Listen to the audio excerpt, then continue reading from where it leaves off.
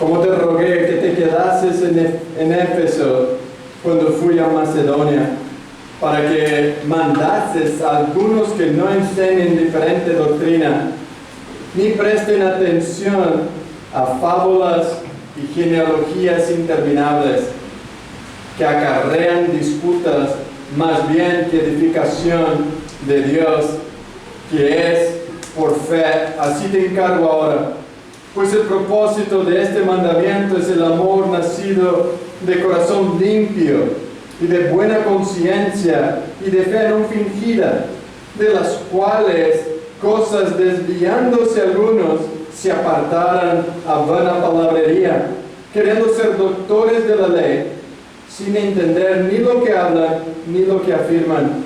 Pero sabemos que la ley es buena si uno la usa legítimamente, conociendo esto, que la ley no fue dada para el justo, sino para los transgresores y desobedientes, para los impíos y pecadores, para los irreverentes y profanos, para los parricidas y matricidas, para los homicidas, para los fornicarios, para los sodomitas, para los secuestradores, para los mentirosos y perjuros, y para cuantos se opongan a la sana doctrina, según el glorioso evangelio de Dios bendito, que a mí me ha sido encomendado. Vamos a orar, pedir a Dios su gracia sobre nosotros. Señor, en esta tarde nos acercamos a ti, delante de tu gran misericordia, agradecidos, porque siendo nosotros tus enemigos, de nosotros tuviste compasión, abriendo nuestros corazones para ahora poder glorificarte y adorarte. Gracias, Señor.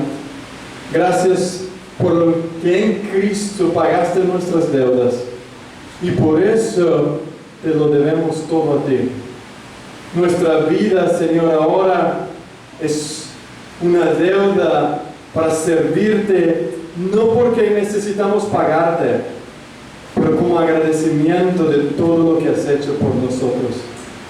Señor, te damos gracias porque tu fidelidad y tus promesas son fieles. Y sabemos, Señor, que a pesar de nuestra manera de andar, nuestros fallos, nuestros pecados, tú nos guardarás de todo el mal y tú nos sostendrás hasta la venida de nuestro Rey, el Señor Jesucristo. Por esto te damos gloria, por esto te damos gracias, Señor, por cada hermano y hermana que esta semana están venciendo las tentaciones, están luchando contra su carne, contra el mundo y contra Satanás. Te doy gracias por aquellos hermanos que han hecho de la armadura de Dios su instrumento para luchar esta pelea, Señor, tan feroz y dura que enfrentamos día a día. Pero te damos gracias, Señor, porque eres tú que está forjando en nosotros, en medio de estas luchas, el mismo carácter de Jesucristo.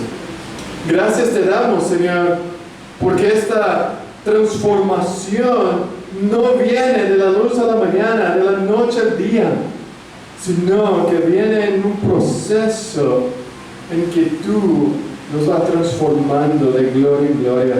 Porque es a través de estas pruebas, de los sufrimientos y de las tribulaciones, que nos hacen más semejantes a tu amado Hijo.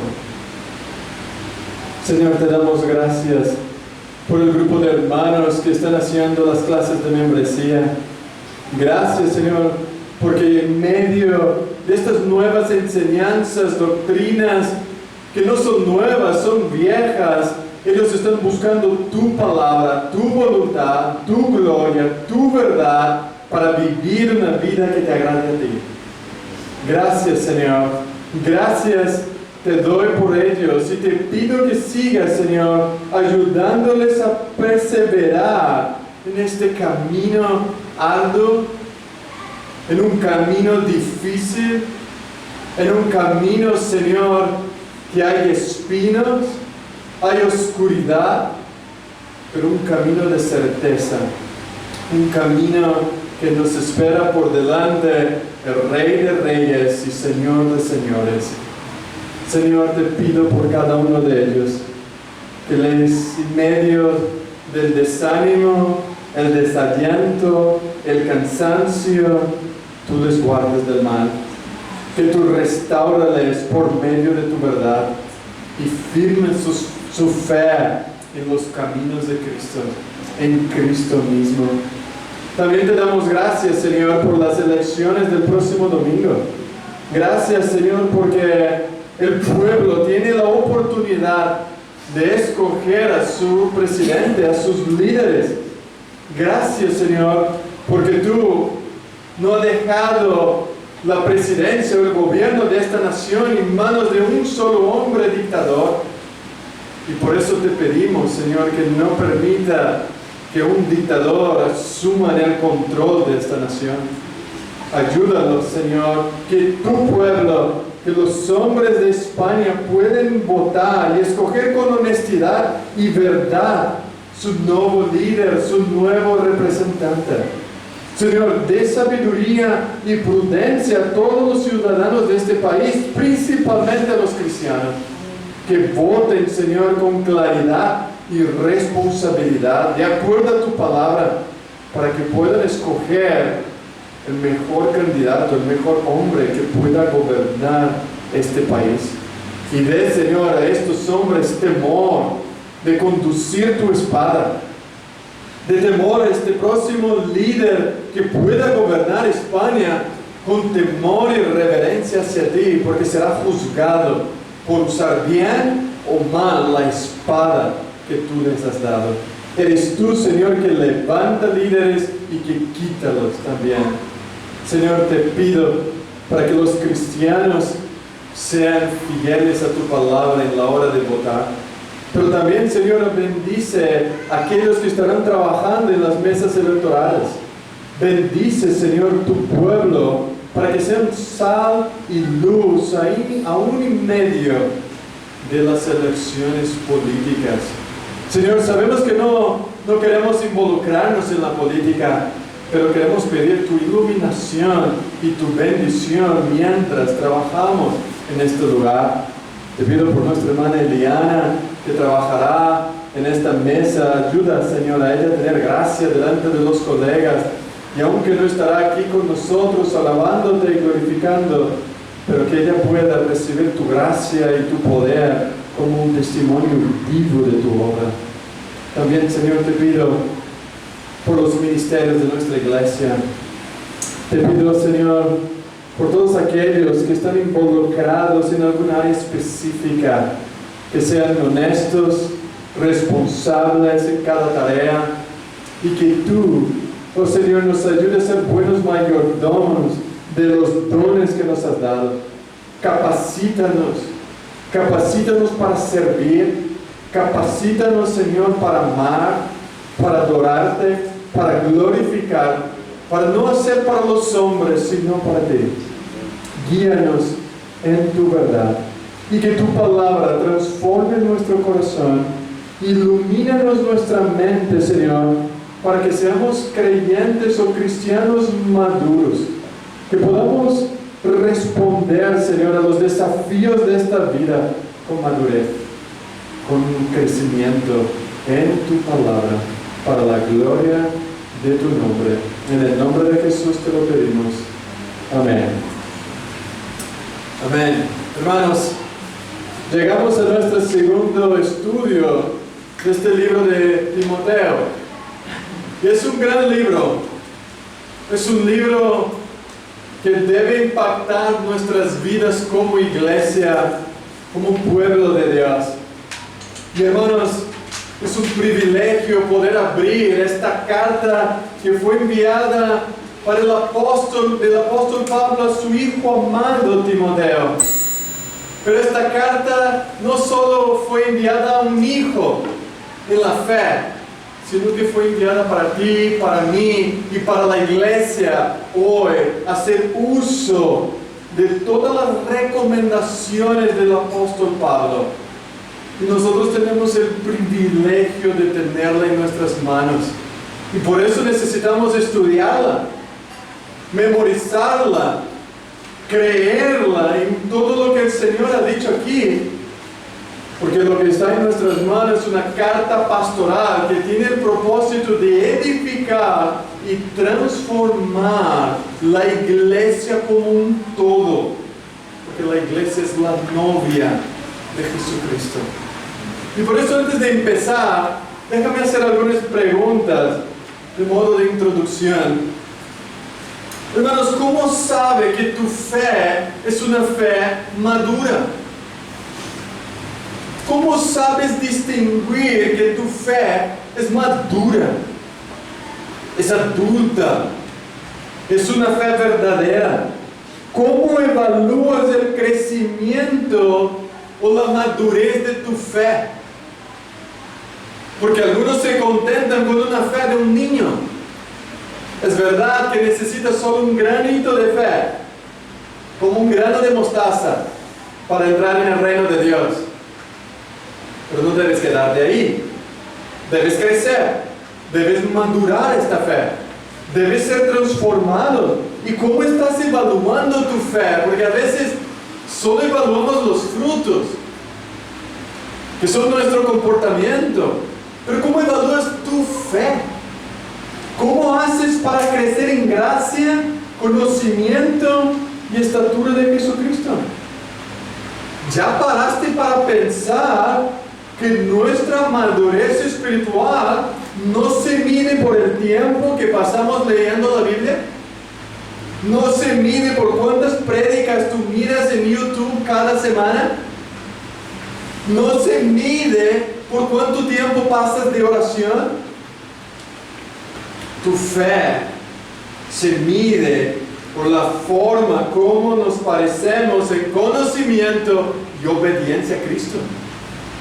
Tu fe debe ser medida como te pareces a Jesucristo. Si le obedeces, si le crees las promesas del Señor. Por eso, hermano, déjame hacer un breve repaso de lo que hemos visto hasta ahora.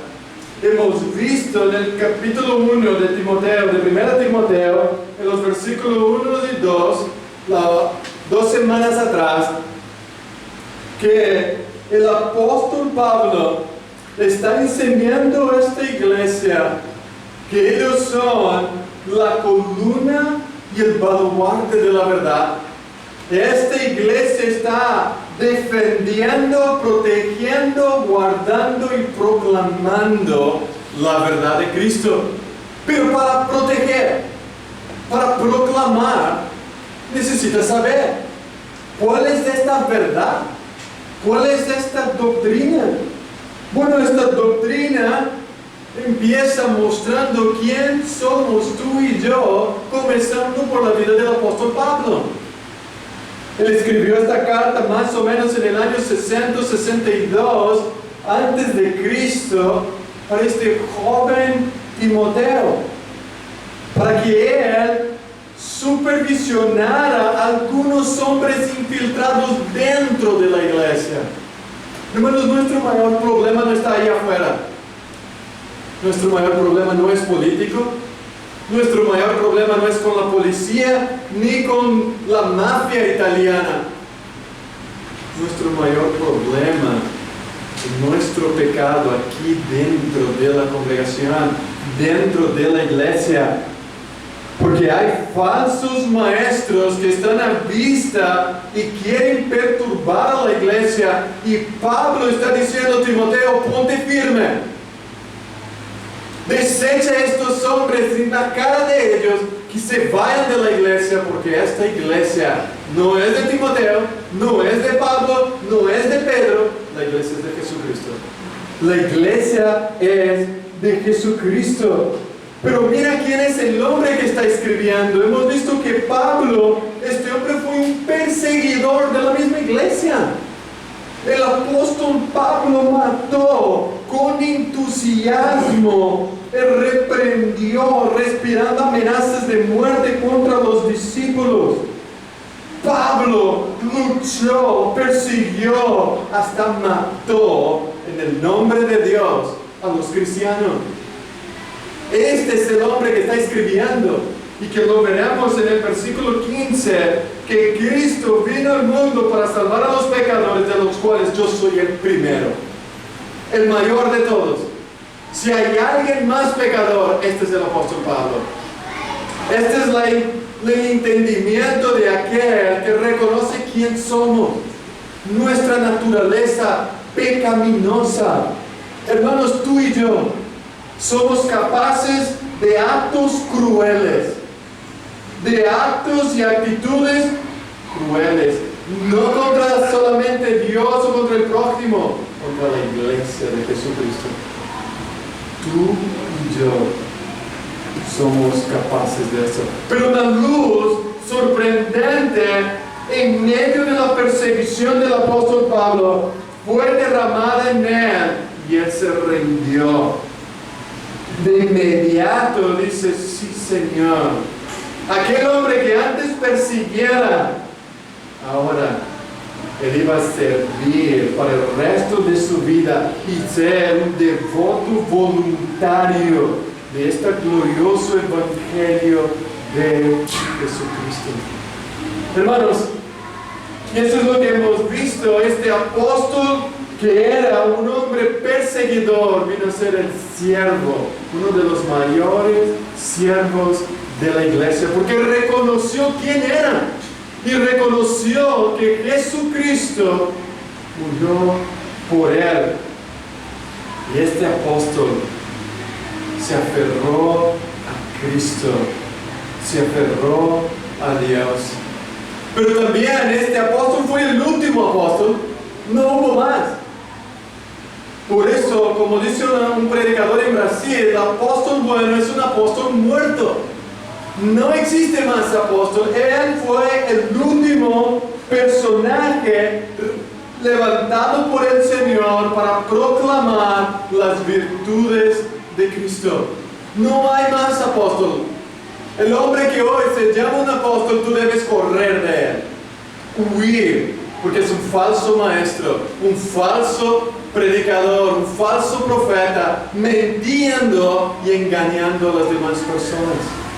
Pablo fue el último de todos, y puedes ver en 1 Corintios capítulo 15, versículos 7 al 9. Él fue el último, como un abortivo, el último apóstol. Y este mensaje es importante, hermanos, porque solo Pablo, Pedro y los 12 apóstoles tenían la autoridad para con sus audiencias. Solo ellos podían decir: esto es palabra de Dios y por tanto debe ser obedecido.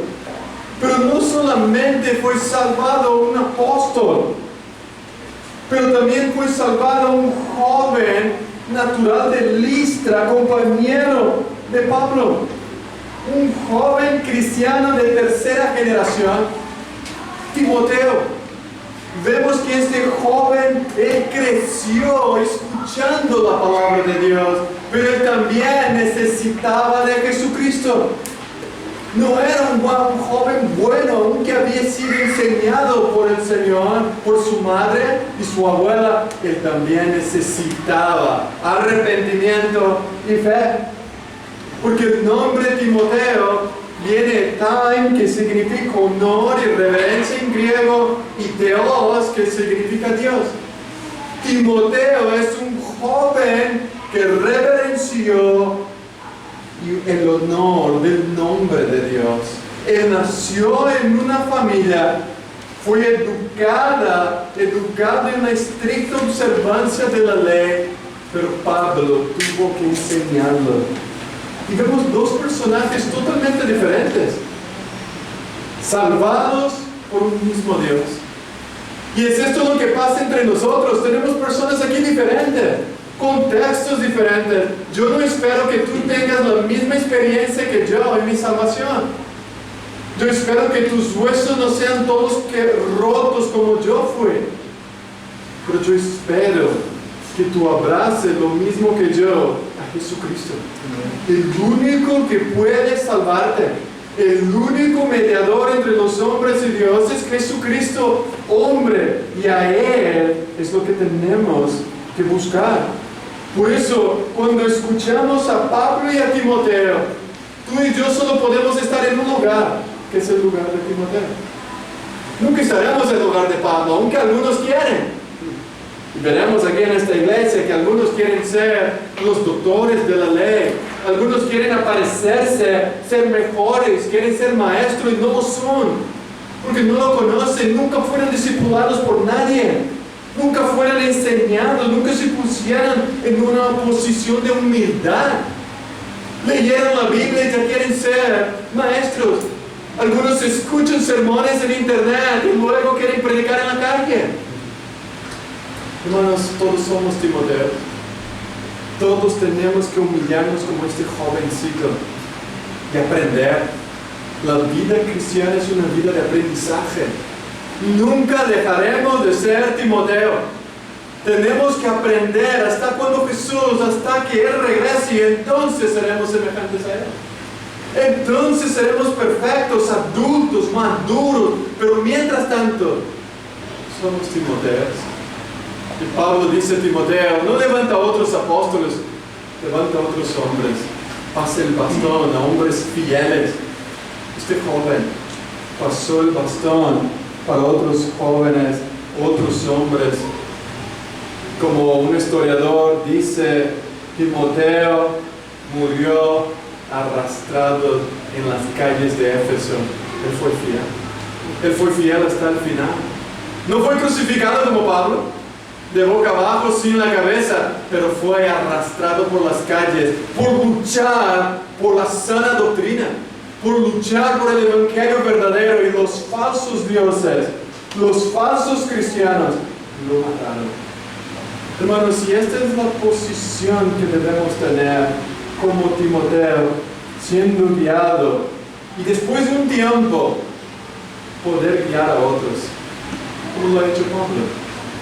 No empezamos la carrera de la fe en la posición de Pablo, la posición de enseñanza. Comenzamos en la posición de aprendizaje, de alumno, de humildad. Aquí en nuestra iglesia, este es el primer paso que estamos dando, que somos pequeños Timoteos. Yo sé que la mayoría de vosotros y de nosotros hemos venido de iglesias que ni saben a dónde están yendo. No saben ni qué confesión de fe tienen, qué creen. Pero hasta que no nos limpiamos, hasta que no transformamos nuestra mente, no podemos ser maestros, no podemos ser líderes, porque necesitamos limpiar. Por eso necesitamos preguntar. Pablo dice en el versículo 3, te rogué, Timoteo, que te quedaras en Éfeso. Porque Pablo tiene que rogar a Timoteo. Porque Pablo no solo dice, Timoteo, por favor, quédate. O porque Pablo no dice, Timoteo, yo creo mejor que te quedes. Mira, yo creo mejor que tu ministerio será más impactante a la juventud que te quedes. Hermanos, dejar Timoteo, un joven de quizás de menos de 40 años, en una ciudad promiscua como era Éfeso, era un riesgo. Era un riesgo muy grande. Y a veces cuando leemos, algunos escritores, Timoteo era un cobarde, porque Pablo dice, no te avergüences. Otros dicen, Timoteo era un hombre tímido, que Pablo está diciendo, pelea, Timoteo. Hermanos, no es fácil lidiar con esas personas. No es fácil trabajar con pecadores. No es fácil trabajar con personas que se creen maduras cuando son niños. Pablo luchó con estas mismas personas, pero en otra ciudad, en Corinto. Él dice, tuvo que hablar con vosotros como a niños. Como un niño tú dices, haga esto, y no lo hace. Va por este camino, y no lo hace. 2 más 2 es 4, no 5 ni 3. No lo hacen. Es lo mismo trabajar con personas, no es fácil. ¿Se acuerdan? Si tú puedes en tu casa leer Hechos 19, estáis contando toda la historia de la ciudad de Éfeso, una ciudad más grande de la provincia romana de Asia Menor. No era la capital, pero ahí estaba viviendo el gobernador de Roma y fue el centro comercial porque tenía un puerto. Y en este puerto entraban todas las barbaridades que tú puedes imaginar. Pero también no solo esto, allí estaba el templo de Artemisa, o en latín la diosa Diana, que se creía que se había caído del cielo como un meteorito. Este templo medía 115 metros de altura por 55 metros de diámetro, 127 columnas, de las cuales 86 estaban cubiertas de oro, que sostenía una estatua de 315 metros de altura de esta Diana. No era algo sencillo, hermanos. Estas personas habían adorado una diosa y se creía que esta imagen era su Dios. Pablo casi fue muerto ahí en esta ciudad, tuvo que salir apedreado, pero fue la ciudad que él se quedó más tiempo. En Hechos 18 hasta Hechos capítulo 20, Pablo pasó más de 3 años predicando en esta ciudad. Vivió más tiempo ahí que cualquier otra. Pablo pasó predicando la verdad de Dios. Pero ahora él tenía que irse a Macedonia y dejó ahí a Timoteo para luchar contra estos leones que no estaban afuera de la iglesia, estaban dentro. Y Pablo tuvo que rogarle: Timoteo, quédate. No era un llamado fácil, no era un llamado tranquilo. Por eso Pablo le dice en 1 Timoteo 1, versículo 2, este es el verdadero Hijo en la fe, gracia, misericordia y paz de Dios nuestro Padre y de Jesucristo. Timoteo necesitaba de gracia, Timoteo necesitaba de misericordia, porque el llamado pastoral no es fácil. El llamado pastoral muchas veces es más fácil huir. En muchas ocasiones nos es más fácil seguir adelante que permanecer en una situación difícil. En un matrimonio difícil, lo primero que queremos es salir del matrimonio. En un trabajo difícil queremos huir y buscar una salida más fácil. El instinto humano nos lleva a evadir las responsabilidades que tenemos. Es querer huir cuando la lucha se vuelve más fiera, más tenaz. El destino, tú y yo, lo que queremos es huir del problema. Es común a todos nosotros. Es una actitud que debemos resistir con firme resolución. No debemos buscar la salida más fácil o adoptar la línea de menor resistencia o la tendencia de seguir la corriente de este mundo en lugar de hacer frente con valor y fortaleza. Hermanos, tenemos la tendencia de buscar una alternativa y convertir fuentes de tentación y huir de los problemas. Eso no es el cristianismo. El cristiano no huye de los problemas, sino que enfrenta, no es su poder, la gracia de nuestro Señor. Escaparse de una situación embarazosa o volver a empezar en alguna otra parte donde abundan mejores pastos y la situación es más prometedora, representan un curso de acción mundano, impío, incrédulo, no cristiano. Por eso Pablo dice a ti hoy: quédate donde estás. Lucha con las armaduras de Dios para vencer donde tú estás. Quédate donde estás. resulta un tanto cobarde y pecaminoso abandonar tus responsabilidades por ir atrás de algo que parece más fácil de vencer. Es esto lo que queremos como los niños. Yo veía esta semana un niño que le dieron una caja para poner triángulos, estrellas, círculos, y él no sabía poner, ¿no? Y él se enfadó, levantó la tapa y lo puso ahí. Esto hacen los niños. Nuestra fe es así. Nosotros no encajamos la pieza y que queremos, taca la tapa y ponga ahí, ya está. Tú y yo queremos el camino más fácil. Tú y yo queremos estos campos. ¿Dónde están, Señor? El Salmo 23, los campos verdes.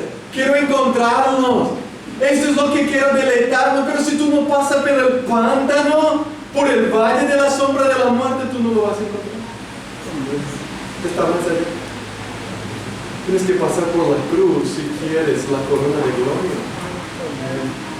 Hermanos, pero el Satanás, él te dice, sáltate el muro, no te necesitas andar por ahí.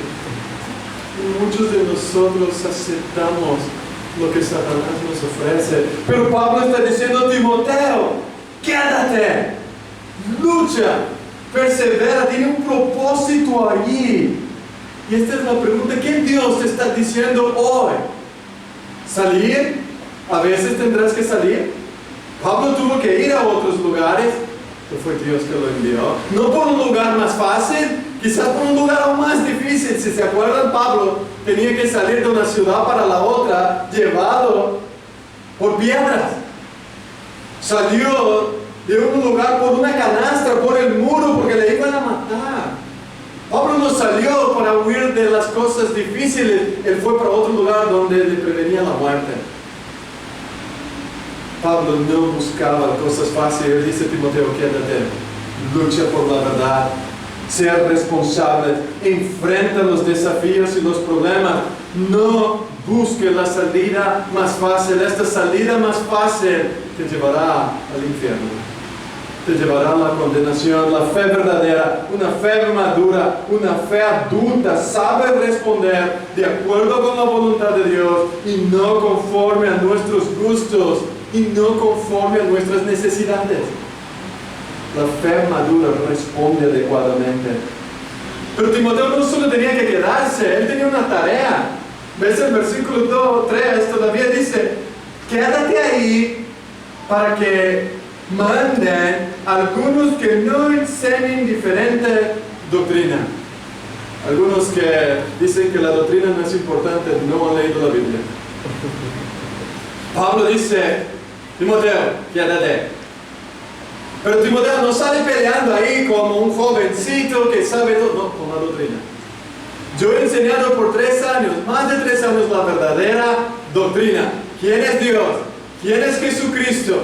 ¿Quién es el hombre? Y cómo el hombre puede reconciliarse con Dios y vivir una vida santa. Esto tú enséñate, enséñalos. Pero Timoteo, tu responsabilidad más inmediata consiste en ordenarles, en dar órdenes, en mandar, en instruir y prohibir que se haga algo diferente a lo que te estoy diciendo. Timoteo prohíbe que estos hombres enseñen una doctrina diferente. Y es interesante, menos mal que no eran todos. Porque a veces en una iglesia todos quieren enseñar una doctrina diferente. Imagínense, hablamos esta semana en la clase de membresía, que si no tuviéramos una confesión de fe, aquí todo el mundo enseñaría una cosa diferente. Y al final llegaríamos con una ensalada de frutas y no sabríamos a quién ir. No reconoceríamos quién es Dios. Pero Pablo dice interesante, algunos que están allí, y estos algunos que estaban enseñando una doctrina diferente estaban causando o produciendo confusión. La verdadera doctrina no causa confusión. La verdadera doctrina causa libertad, crecimiento, madurez, espiritualidad, hace que tu camino sea más vistoso, le da luz, pero la falsa doctrina lo que trae es confusión tras confusión. Y Timoteo debería actuar con firmeza, que es un término militar, no arbitrario, sino que él tenía que dar órdenes a quienes estaban errando el camino, y en este sentido tendría la autoridad del apóstol Pablo y la responsabilidad de poner orden en las enseñanzas. Timoteo, sube al púlpito y enseña la sana doctrina y quita a estos hombres de ahí, que no enseñen. Tú debes instruir, dirigir a estas personas que están causando obstáculos, infiltrando enseñanzas malignas dentro. Y si tú miras más adelante en el versículo 19, o antes estaba ahí Emineo y Alejandro en el versículo 20, que quizás Pablo lo está incluyendo estos algunos del versículo 3 con algunos de los versículos 20, y Emineo y Alejandro, los cuales Pablo entregó a Satanás para que aprendan a no blasfemar, eran los cabecillas de la pandilla. Quizás ellos son los representantes de este grupo. Pero había algunos más con Alejandro y Emineo. Y Timoteo tenía que evitar. Eran doctores de la ley, no eran miembros normales, eran hombres que querían estar en el púlpito enseñando, pero que en realidad lo que estaban haciendo eran trayendo nuevas doctrinas. Y los errores en cuestión tienen un trasfondo judío y inventaban especulaciones. Eran judaizantes que estaban dentro de la iglesia en Éfeso, judaizando, trayendo especulaciones. No era algo verdadero, no venía de la palabra de Dios, de lo que Pablo había enseñado, de lo que Jesucristo había enseñado. Es lo mismo que pasó en Gálatas, por eso hemos leído en nuestro texto de confesión, Gálatas capítulo 1, del versículo 6 al 7. Estoy maravillado que tan pronto os hayáis alejado del que os llamó por la gracia para seguir un evangelio diferente. ¿Cómo pueden tan pronto creer en un evangelio diferente, aunque no es nuevo? Es antiguo. Hermanos, algunas veces paras para pensar que muchos cristianos siempre quieren algo nuevo. Quieren algo nuevo, que prediquen algo nuevo. Este pastor siempre predica la misma cosa. La Biblia solo habla del pecado, solo habla de Dios, solo habla que tengo que arrepentirme. ¿Por qué no me dice que el número tocará en la lotería? ¿Por qué no habla de sus experiencias con Dios? ¿Por qué no dice cómo debes vestirte? ¿Por qué no empieza a decir de la playa cómo debe ser la política? Porque esto son mitos, no son verdades. Tu experiencia y mi experiencia no pueden ser comparadas con la verdad de la Biblia. Es la verdad de la palabra de Dios que tiene que ser predicada encima de cualquier cosa. Es la Biblia. Porque generalmente los que consideran algo nuevo es una herejía antigua vestida con un nuevo traje. Hermano, no hay nada nuevo. Hemos visto con el hermano Claudio la semana pasada, no hay nada nuevo bajo el cielo. Lo que pasó anteriormente, ahora solo está maquinado con la tecnología. Pero antes ya se hacía la maldad. Lo mismo. En primer lugar, el apóstol Pablo señala que enseñan doctrinas diferentes. Estos hombres usaban el púlpito para enseñar algo diferente, y la doctrina de esta que estaban enseñando no es tan específica, pero eran mitos. No era algo verdadero, no era algo bíblico. Eran fábulas, dice, interminables genealogías. Entonces cogían Génesis a Matusalén y vamos a contar los 900 años de Matusalén. Si la Biblia quisiera contarnos, hubiera contado. Pero estos judíos que se creen tan experientes, tan buenos, usaban a estas personas para contar historia tras historias. Quizás tú has venido de una iglesia donde solo te contaba historias. La historia del Pedrito, la historia del hijo del pastor, la historia de la oveja negra de la casa, la historia de la oveja de la familia que estaba mal. Hermanos, hay personas, pastores, que no son pastores de Dios, pero que están involucrados solo en contar cuentos. Suben al púlpito, deberían ir al teatro municipal para contar sus mitos. No deberían filosofar desde el púlpito, porque lo único que generan es ser más infantiles.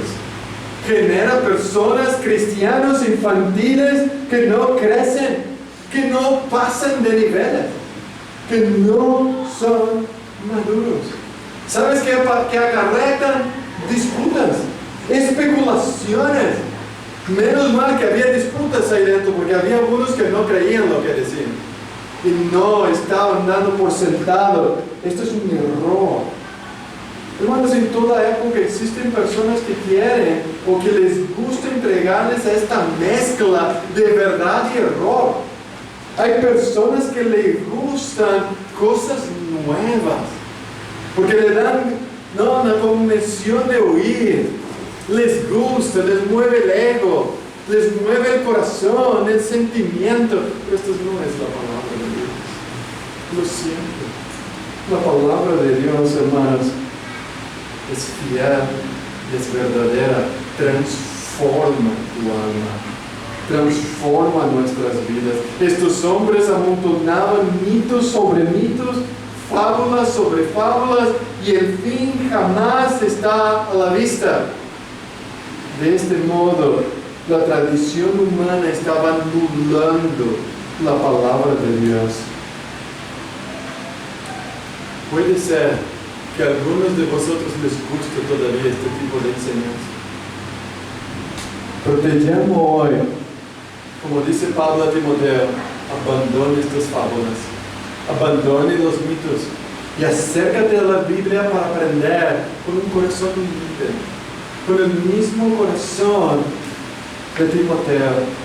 Deje las imaginaciones fantasiosas, abandone estos sueños que la mayoría están teniendo y venga a la palabra de Dios y obedézala y sírvala y mira tu fe si estás obedeciendo. Por eso, en tercer lugar, la falsa doctrina produce falsos frutos. La falsa enseñanza de estas fábulas lo único que trae falsa conversión. Las personas creen que conocen a Dios y no conocen. Creen que son hijos de Dios, pero no lo son. No hubo una transformación en su corazón, en su alma, en su mente. Están engañados y van a morir en el infierno. Esto es el fruto. Pablo en 1 Timoteo, capítulo 6, dice así, el versículo 3. Si alguno enseña una doctrina diferente y no se conforma a las sanas palabras las de nuestro Señor Jesucristo y a la doctrina que es conforme a la piedad, está envanecido y nada entiende, sino que tiene un interés corrompido en discusiones y contiendas de palabras, de las cuales nacen envidia, pleitos, blasfemas, malas sospechas y constantes rencillas entre hombres de mente depravada que están privados de la verdad, que suponen que la piedad es un medio de ganancia. Pues esto es lo que pasa. Los hombres que predican una falsa doctrina provocan o conducen o corrompen a los hombres que están escuchando. Algunos, desviándose de la verdad, se extraviaron. Y el objetivo del apóstol Pablo a Timoteo es que estos hombres volvieran a la verdad. Él está diciendo a Pablo, a Timoteo, en el versículo 6, de las cuales cosas desviándose algunos se apartaron a vana palabrería. Estos líderes apartados de la fe, perdiendo sus fundamentos espirituales, querían que otros fueran con ellos. Eran maestros, y ser un maestro no está mal. Necesitamos de más maestros. Dios necesita levantar otros guías, pero estos guías tienen que haber estado bajo otros hombres. Tienen que haber aprendido con otros hombres antes de que puedan subir y empezar a enseñar a otros. El hecho de que estas personas desearan tener este rol en la iglesia permite señalar que el fondo de su motivación era la soberbia, la arrogancia y no la gloria de Dios y la edificación de la iglesia. Estos hombres solo querían mostrar lo que sabían. Como dice un autor puritano, querían brillarse en luces y esto resultaba vano y se caían, se exponían al ridículo. Al final, estos falsos maestros se caen al ridículo. La ley tiene un gran valor si uno usa legítimamente. Y hermanos, es interesante que el propósito de la ley no es solamente para decir a los otros que están mal, es para que todo el creyente esté bajo sumisión y condenados bajo la ley. Por eso Pablo ha dicho que el verdadero objetivo del líder es la mayordomía de la fe. El verdadero líder, el verdadero pastor, el verdadero siervo, administrador, lo que dice en 1 Corintios 4, lo que él hace es ministrar adecuadamente la verdad de Dios para el crecimiento de los oyentes. Es esto lo que hace la palabra de Dios, trayendo crecimiento, porque somos un administrador de los tesoros espirituales. El falso maestro no son tan difíciles de descubrir, porque ellos son falsos y no traen crecimiento a la gente. La mayoría de la gente que llega de falsas enseñanzas son niños en la fe, son niños y hasta nos lleva a dudar de su salvación, nos lleva a dudar de que realmente fueran salvados.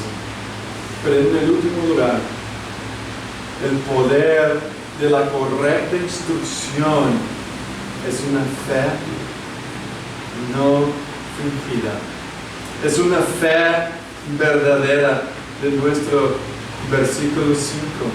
El propósito de corregir, de predicar la verdad,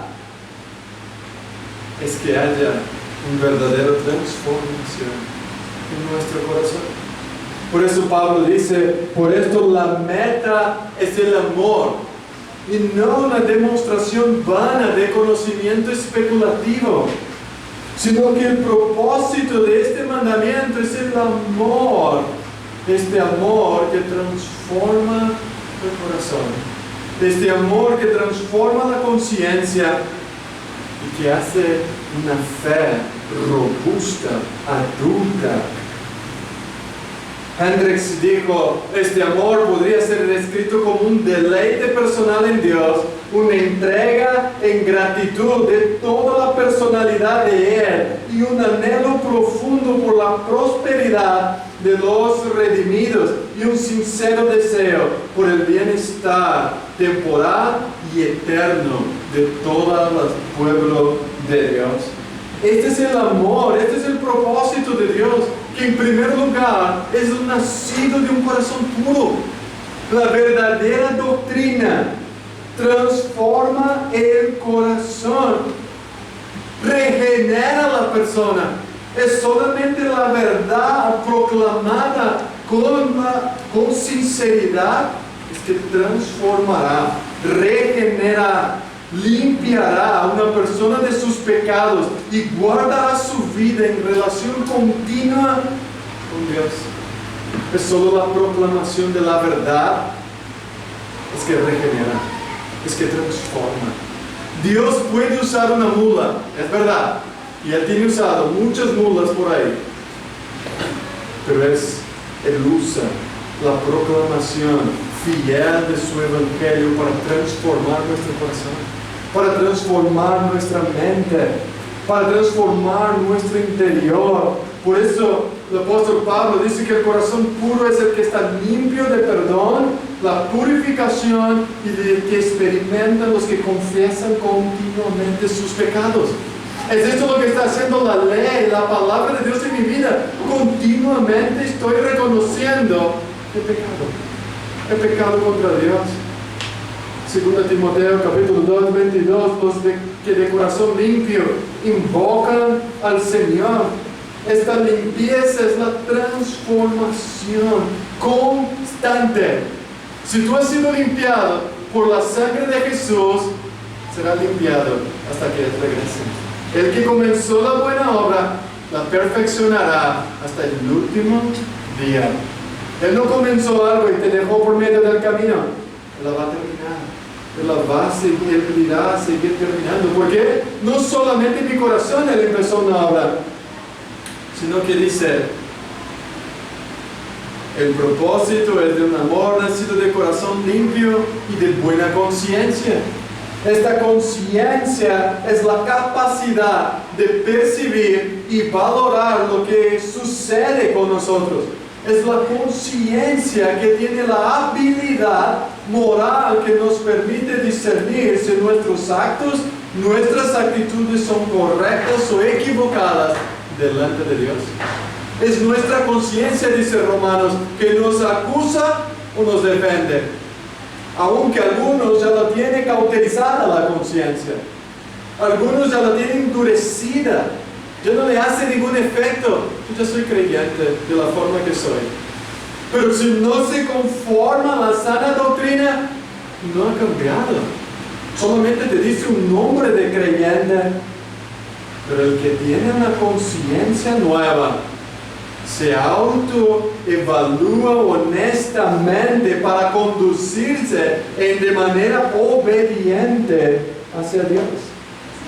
Pero no solamente la palabra, la doctrina de Dios transforma mi corazón, mueve mi conciencia, sino que me da una fe sincera, una fe genuina y no fingida. Y la palabra fingida e hipócrita.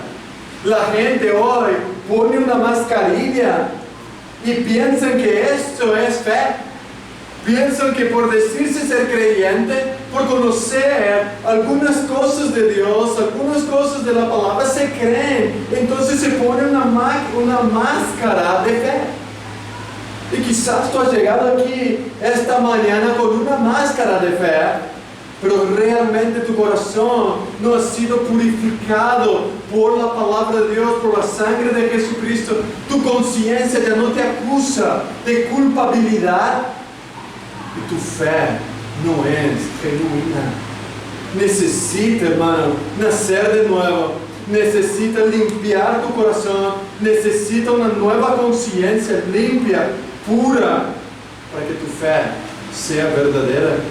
Y esto solo viene, esta fe auténtica, con un corazón limpio, con una conciencia honesta delante de Dios.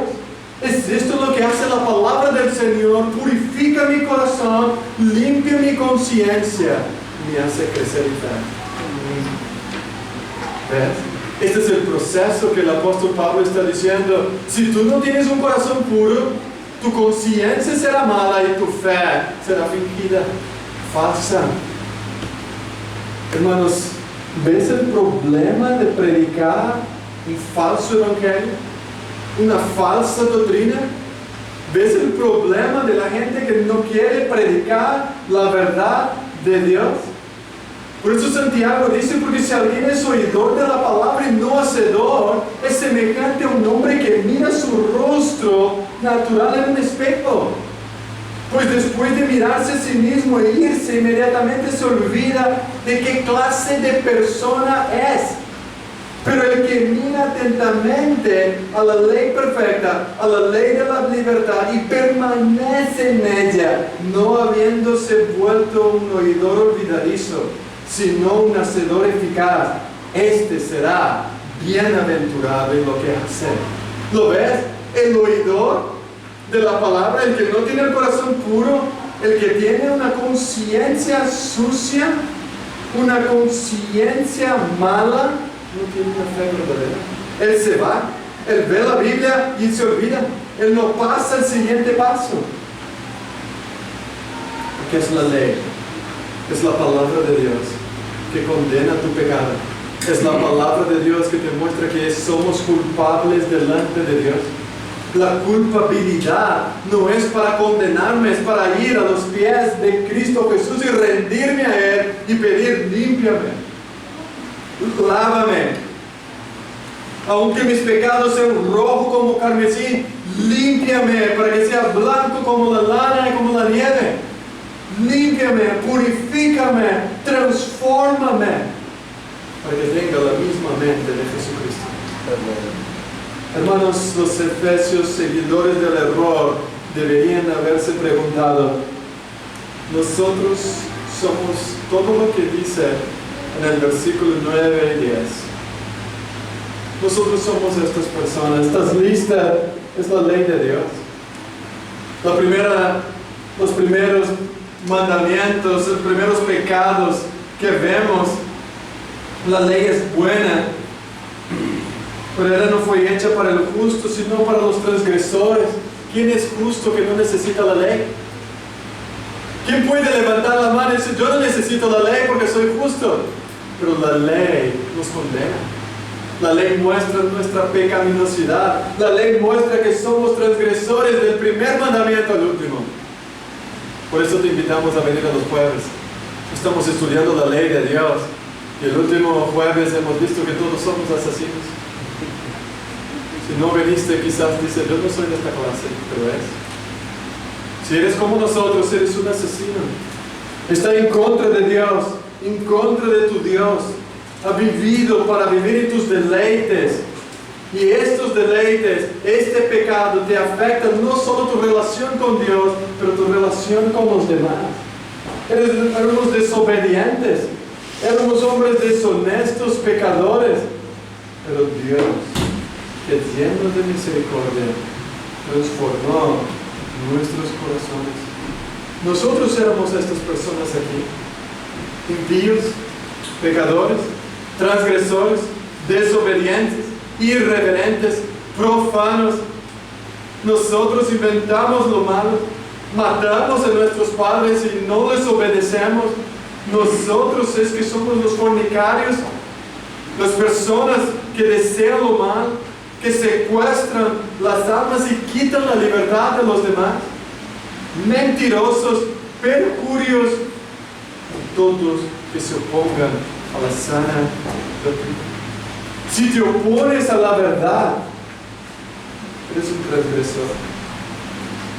Pero Pablo termina diciendo: pero glorioso evangelio del Dios bendito.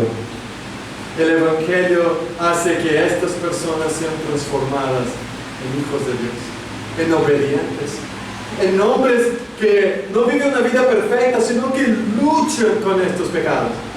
Luchan con la desobediencia, con la impiedad, con la mentira, con la fornicación. Luchan con sus pecados diariamente, día y noche, y no descansan hasta que Cristo regrese. Estos son los verdaderos cristianos. Y este es el evangelio, hermano y hermana. Apodérate del evangelio para todos los días de tu vida. Predícate el evangelio hoy, mañana y hasta que Cristo regrese, porque solo hay perdón y buena noticia, porque Cristo murió y resucitó el tercer día y está sentado a la diestra de Dios Padre Todopoderoso. En Él hay perdón, redención, santificación, justificación. En Él hay vida eterna. En Cristo Jesús. Por esto somos llamados, hermanos, a principalmente quedarnos en la sana doctrina, a limpiar nuestra doctrina, a limpiar nuestras enseñanzas, a cuidar de falsos hombres que están infiltrados dentro de la iglesia y desecharlos. Y decir: aquí no prediques, aquí no entrarás. Pero más que todo, tú y yo tenemos que permanecer en la sana doctrina, como dice Juan capítulo 15. Jesús dice, yo soy la vid verdadera. Mi Padre es el labrador. Todo pámpano que en mí no lleva fruto lo quitará, y todo aquel que lleva fruto lo limpiará, para que lleve más fruto. Ya vosotros estáis limpios por la palabra que os he hablado. Permaneced en mí, y yo en vosotros. Como el pámpano no puede llevar fruto por sí mismo, si no permanece en la vid, así tampoco vosotros si no permanecéis en mí, y yo soy la vid, y vosotros los pámpanos. El que permanece en mí y yo en él, este lleva mucho fruto, porque separados de mí, nada podéis hacer. El que en mí no permanece será echado fuera como pámpano, y se secará, y los recogen, los echan en el fuego y arden. Si permanecéis en mí, y mis palabras permanecen en vosotros, pedid todo lo que queréis, y os será hecho. En esto es glorificado mi Padre, en que llevéis mucho fruto, y seáis así, mis discípulos. La sana doctrina purifica estos pámpanos. La sana doctrina nos lleva a una fe verdadera, pura, limpia, transformada por el Espíritu Santo. El verdadero creyente reconoce su total dependencia de Dios y de su palabra, trabajando en su interior para producir frutos dignos de que Él sea glorificado. Pero si tú no eres un cristiano, te llamamos a rendirte hoy, esta tarde, a reconciliarte con Dios por medio de este evangelio precioso, que Cristo vino al mundo para salvar pecadores. ¿Eres llamado a venir a rendirte a Cristo y a clamar a Él por salvación? No dejes de clamar hasta que Él transforme tu corazón, limpie tu corazón, te dé una nueva conciencia, una conciencia buena, que te acuse, que te lleve a Cristo, que te dé una fe verdadera. Ven a Cristo y seas transformado. Vamos a orar. Señor nuestro Dios, llegamos delante de ti porque necesitamos de tu ayuda, necesitamos de tu gracia, necesitamos de tu limpieza, de tu purificación. Purifica nuestros corazones, purifica nuestras almas. Señor, limpia nuestras conciencias, nos da sensibilidad. Que nuestra conciencia, al acusarnos, nos lleve a Cristo, nos lleve a abrazar a nuestro Salvador. No nos dejes, Señor, con la culpa. Llévanos a nuestro Redentor. Que tu Espíritu conduzca a nosotros a las aguas puras, perfectas y cristalinas de Cristo Jesús. Ayúdanos, oh Señor, a no escapar de esta verdad. Ayúdanos que el enemigo no quite esta verdad de nuestro oído. Ayúdanos a permanecer hasta el final, a luchar el buen combate y a vencer, porque nuestro Salvador venció. Ayúdanos, limpianos, purifícanos y sálvanos para tu gloria. En el nombre de Jesucristo. Amén. Amén, hermanos.